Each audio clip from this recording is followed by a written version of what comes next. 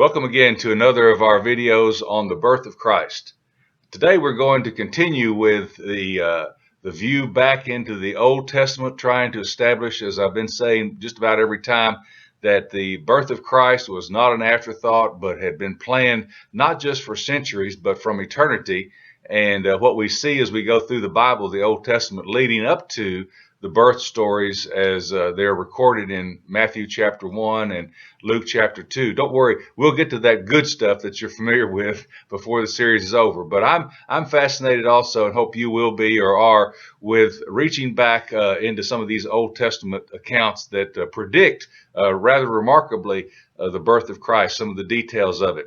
You may remember that after the birth of Jesus, and we'll probably get to this before the series is over, magi or wise men from the east followed a star, and they came to worship this newborn king. When they came to Jerusalem and approached Herod or some of his people, and eventually him, about where this child might be, and if they knew anything about it, the scholars referred back to an ancient prophecy. We're going to look at it this morning from Micah, and I'm going to be reading out of Micah chapter 5, starting at verse 2, really just verse 2.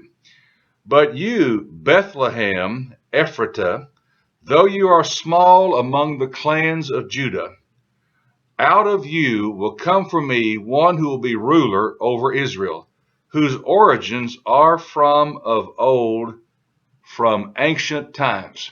Bethlehem, we know that name. From the New Testament, we know that that's the exact place where Jesus was born.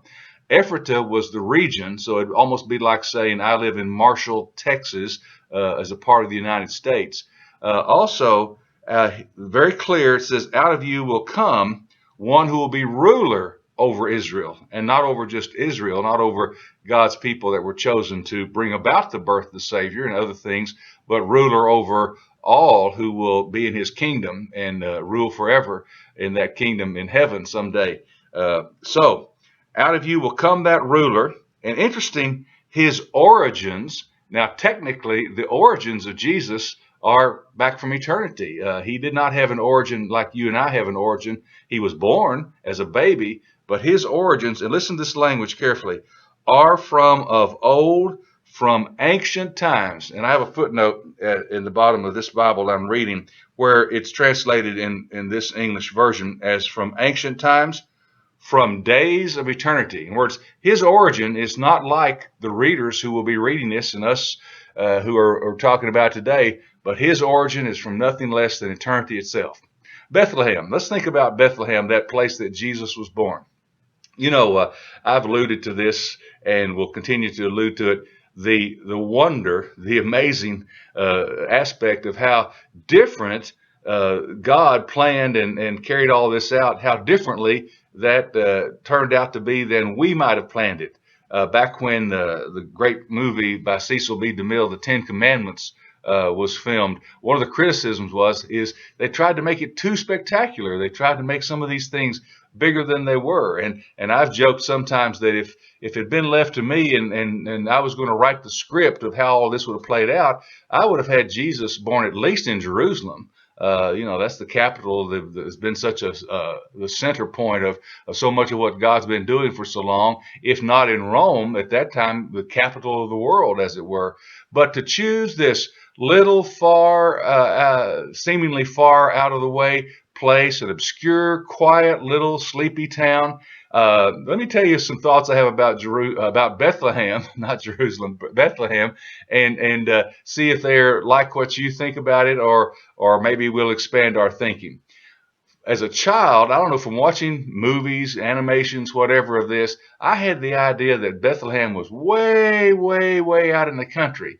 And it may have seemed that way, but technically, or actually, it was only 7 miles from Jerusalem. But it was rather remote. It was a quiet little town, and its only notoriety was that about a millennium before, David, who became, of course, the great king, one of the great heroes of the Old Testament in biblical history, David had been born there. That's where he grew up. That was his hometown, and that was its only notoriety. It was a small place, maybe just a few hundred people at the time that Jesus was born there. But again, what does this say about the nature of God and the humility, not only the humble circumstances in which he was born, but the humility that Jesus grew up with and demonstrated so perfectly through his life?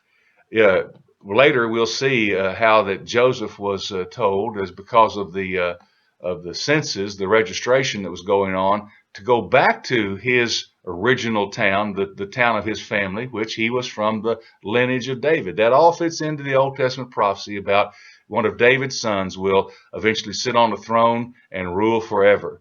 Bethlehem, I'm going to read it again. It's such a beautiful verse. But you, Bethlehem Ephratah, though you are small among the clans of Judah, out of you will come from me one who will be ruler over Israel, whose origins are from of old, from ancient times. And we know that means really from eternity. I'm glad Jesus was born in Bethlehem. Let's continue tomorrow as we have another of our lessons. Thank you for joining us.